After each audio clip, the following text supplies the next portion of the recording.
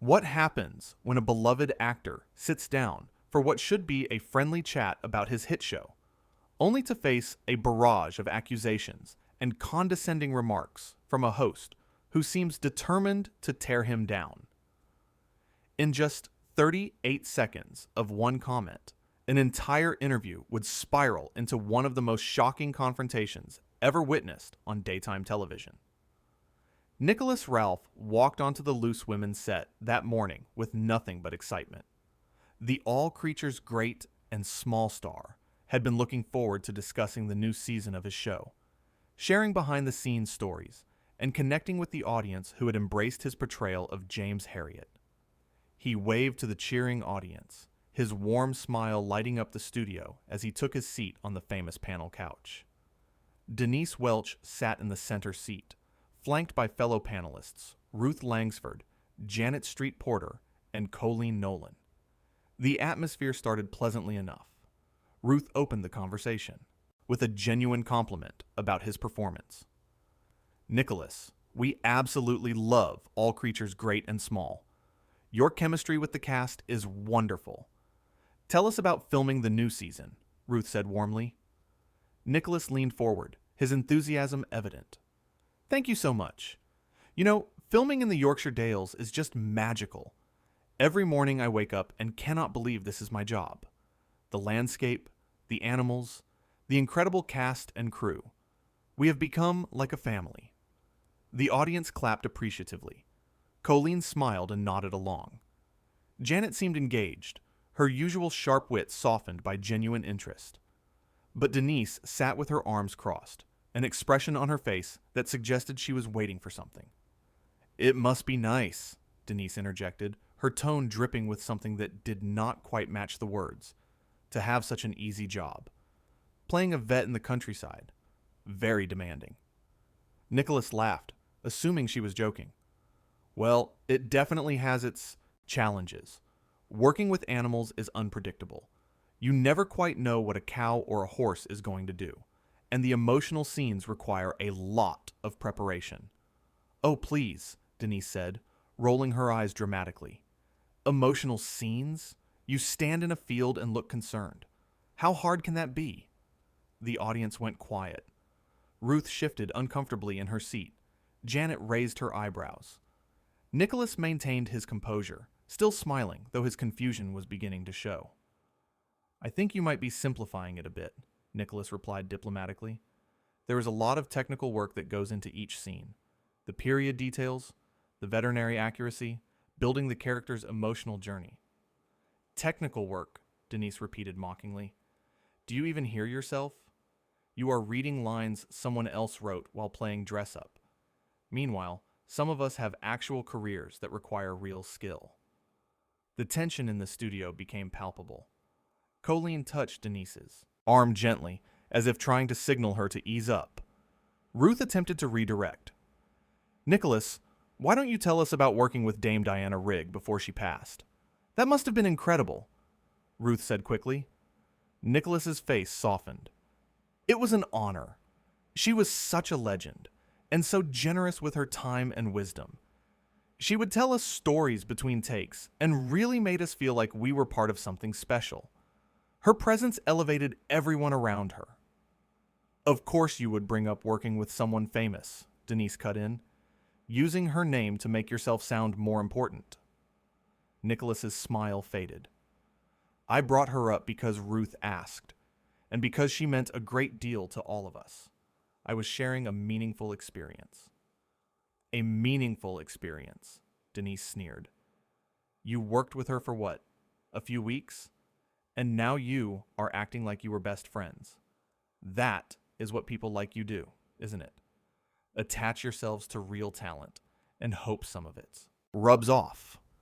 Janet finally spoke up. "Denise, that is a bit harsh." He was answering a question. "Oh, here we go. Everyone defending the pretty boy actor," Denise snapped. "Nobody wants to say what we are all thinking, that he is just another flavor of the month who landed a role in a cozy period drama and thinks he is Laurence Olivier." Nicholas took a deep breath, his hands clasped in his lap. "I have never claimed to be anything other than grateful for this opportunity. I work hard. I respect the craft. I respect my colleagues. I'm not sure what I have done to upset you." "What you have done," Denise leaned forward aggressively. "You come on our show, sitting there with your humble act, your little country boy charm, expecting us all to fawn over you. Well, I am sorry, but some of us have been in this industry long enough to see through it." "See through what exactly?" Nicholas asked, his voice still calm, but now carrying an edge. "I genuinely do not understand what you are accusing me of." The audience was completely silent now. Some looked shocked, others angry. Ruth tried once more to intervene. "Perhaps we should talk about the upcoming Christmas special," Ruth suggested desperately. "No, let him answer," Denise demanded. "Let him explain why he thinks he deserves to be here. What makes him so special?" Nicholas looked directly at Denise. "I never said I was special. I was invited here to talk about a show that people enjoy. That is all I came to do." "But you are not just talking about the show, are you? You are here to promote yourself, to boost your profile, to pretend you are some serious actor when really you just got lucky," Denise continued relentlessly. Colleen finally spoke up more forcefully. "Denise, this is really unfair. Nicholas has done nothing wrong." "Of course you would say that," Denise turned on Colleen. "You always want everyone to like you. Well, someone needs to ask the real questions. Someone needs to point out when these actors come on and waste our time with their rehearsed anecdotes and fake humility." Nicholas stood up slowly. The entire studio seemed to hold its breath. His face was flushed, but his voice remained steady. "I think there has been a misunderstanding here. I came as a guest to your show. I have been nothing but respectful. I have answered every question honestly. If my presence offends you so much, if you find me and my work so contemptible, then I wonder why you invited me in the first place." "Oh, sit down," Denise waved her hand dismissively. "Do not be so dramatic. You cannot handle a little bit of questioning? What are you going to do, storm off? That would be very professional, wouldn't it?" "Questioning?" Nicholas repeated, his voice rising slightly. "You have not asked me a single genuine question. You have spent this entire time insulting me, mocking my work, and making assumptions about my character. That is not questioning. That is bullying." The audience gasped. Several people started clapping. Denise's face turned red. "How dare you?" Denise hissed. "You come on my show and call me a bully. You entitled little brat. Do you know who I am? Do you know how long I have been doing this?" "I do know who you are," Nicholas said firmly. "And that makes this even more disappointing. I expected professionalism. I expected courtesy. Instead, I have been subjected to personal attacks for no reason that I can understand." Janet jumped in. "He has a point, Denise. This has gone too far." "Oh, shut up, Janet," Denise snapped. "Nobody asked you." Ruth looked horrified. "Denise, please. This is getting out of hand." "You know what?" Nicholas said, his voice now carrying real anger. "You were right about one thing. I should not have come here. This is not an interview. This is not a conversation. This is you using your platform to belittle someone because, for whatever reason, you have decided you do not like them. And I will not sit here and be your punching bag." "So you are going to run away?" Denise taunted. "Typical. Cannot handle the heat, so you throw a tantrum and leave." Nicholas shook his head slowly. "No, I am making a choice to remove myself from a toxic situation. There is a difference. I tried to be polite. I tried to be understanding. I tried to find out what I did wrong. But you are not interested in any of that. You just want to tear someone down to make yourself feel bigger." The audience erupted in applause. Colleen stood up and hugged Nicholas. Ruth had tears in her eyes. Janet nodded approvingly. Denise sat rigid, her face a mask of fury. "How dare these people clap for you?" Denise shouted over the noise. "How dare they take your side?" They are taking the side of basic human decency, Nicholas replied. Something you have shown none of today. A producer rushed onto the set, whispering urgently to Ruth. The cameras continued rolling, capturing every moment. Nicholas began removing his microphone pack. Where do you think you are going? Denise demanded. You cannot just leave in the middle of a show. Watch me, Nicholas said simply. You will never work again, Denise threatened. I will make sure of it. I have connections. I have influence. You have just made the biggest mistake of your career. Nicholas stopped and turned back to face her. No. The biggest mistake I made was thinking this would be a pleasant experience. The biggest mistake was assuming that someone with your experience would treat a guest with respect. But you live and learn. You arrogant little nobody, Denise spat. You think you can speak to me like this? On my own show?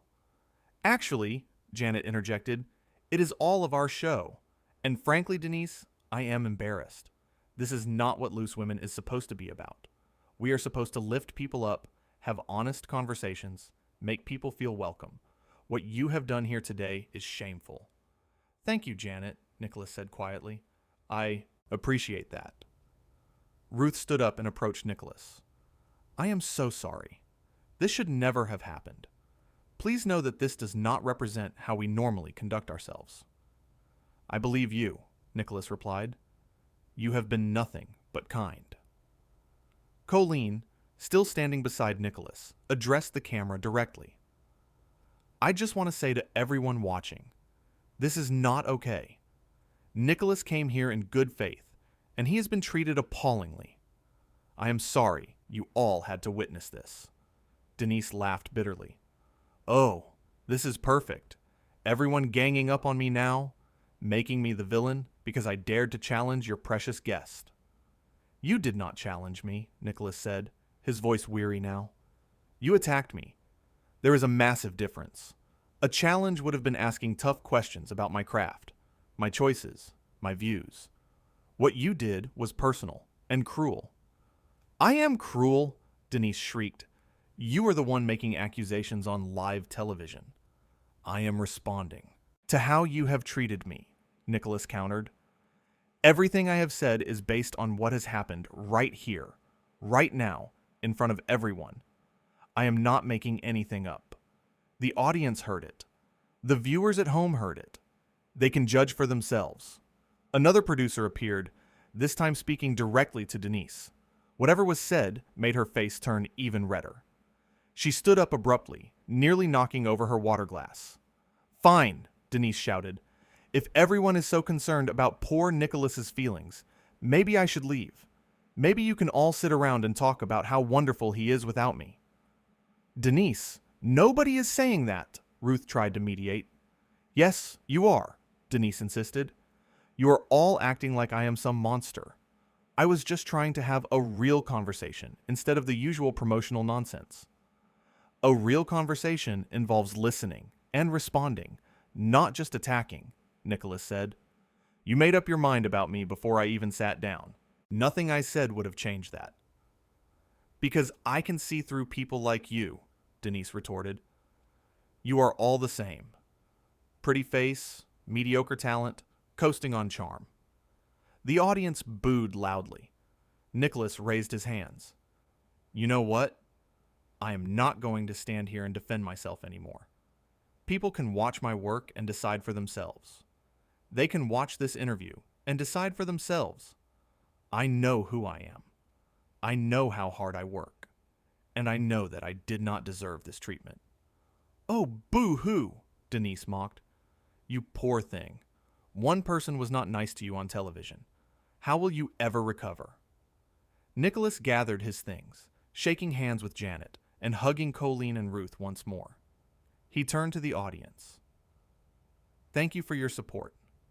I am sorry you had to see this.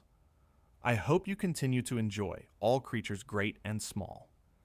It is made with a lot of love by people who care deeply about the stories we are telling. The audience gave him a standing ovation. Denise remained seated, arms crossed, glaring at everyone around her. As Nicholas walked toward the exit, Denise shouted after him, "Running away like a coward. That is what you are, a coward who cannot handle criticism." Nicholas paused at the edge of the set and spoke without turning around. "I can handle criticism. What I cannot and will not handle is abuse disguised as criticism, and neither should anyone else." He left the stage to thunderous applause. Denise sat alone on the couch, the other panelists having moved away from her. Janet leaned over to Ruth. "We should go to a commercial break," Janet suggested urgently. But the cameras kept rolling for another few seconds, capturing Denise's expression as she realized the magnitude of what had just happened. The audience continued clapping, not for her, but for the guest who had stood up for himself with dignity and grace. Ruth finally addressed the camera, her voice shaking. "We are going to take a quick break. When we return, we will continue with our scheduled programming." The screen faded to black, but not before the audio picked up Denise muttering, "Unbelievable. Absolutely unbelievable." What had started as a simple promotional interview had transformed into a masterclass in how not to treat a guest.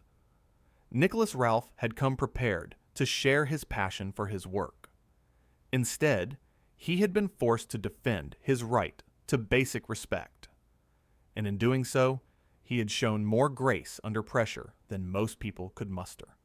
The contrast could not have been starker. On one side, a host who seemed determined to assert dominance through belittlement and mockery.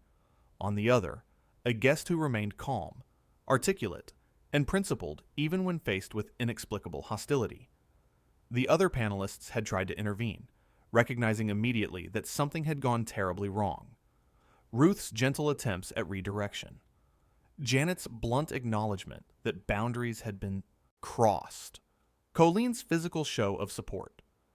But Denise had been unstoppable, committed to a confrontation that served no purpose except to demean.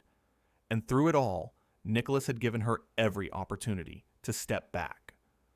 He had tried humor when she first made dismissive comments. He had tried understanding when she escalated. He had tried directly asking what he had done to upset her. Only when it became absolutely clear that she had no interest in actual communication did he make the decision to leave. His words echoed through the studio even after he had gone.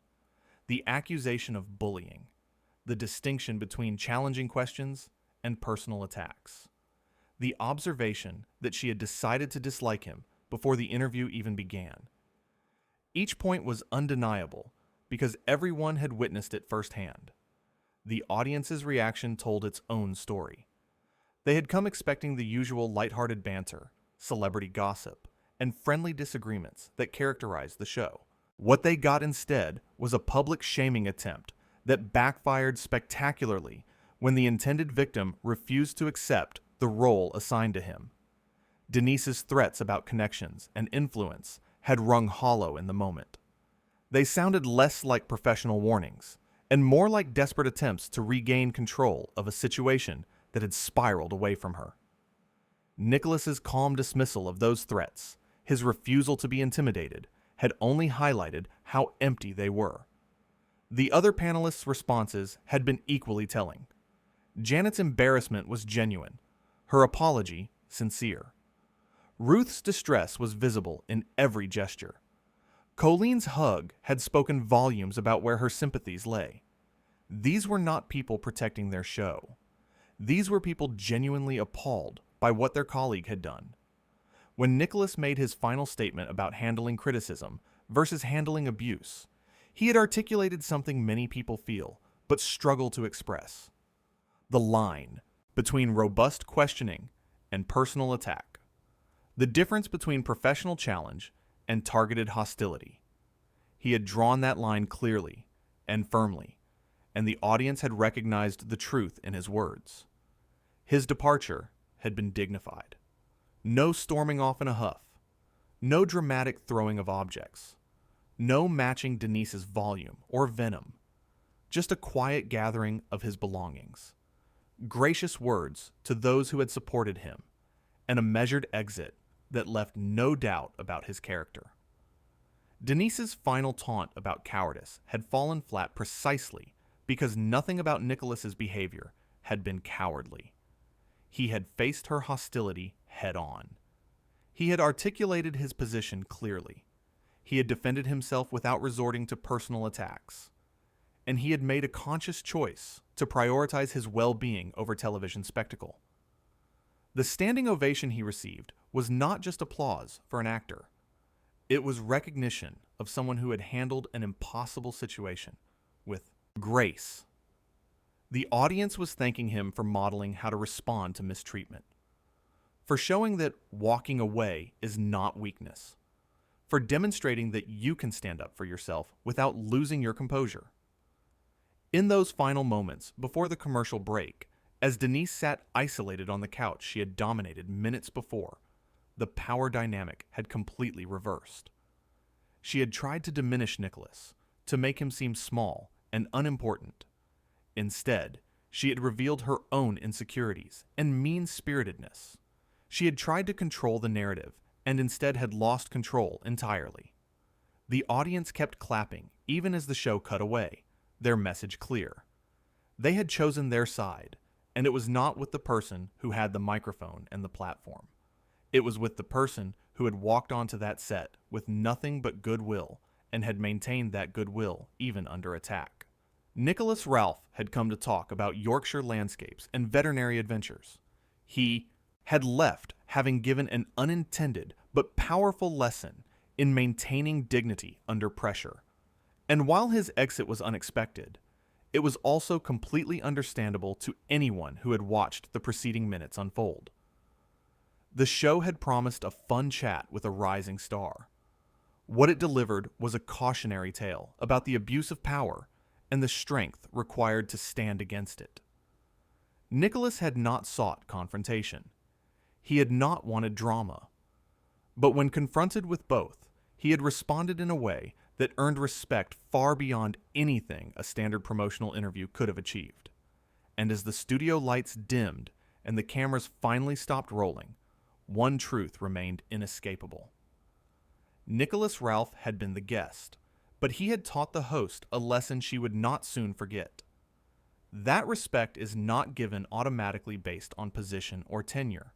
That cruelty disguised as honesty is still just cruelty, and that sometimes the bravest thing you can do is simply refuse to participate in your own mistreatment. The interview that should have lasted 20 minutes and been forgotten by the next morning had instead become a defining moment. Not because of anything Nicholas had planned or wanted, but because he had been true to himself when it mattered most. And in the end, that authenticity had resonated far more powerfully than any rehearsed anecdote or promotional soundbite ever could.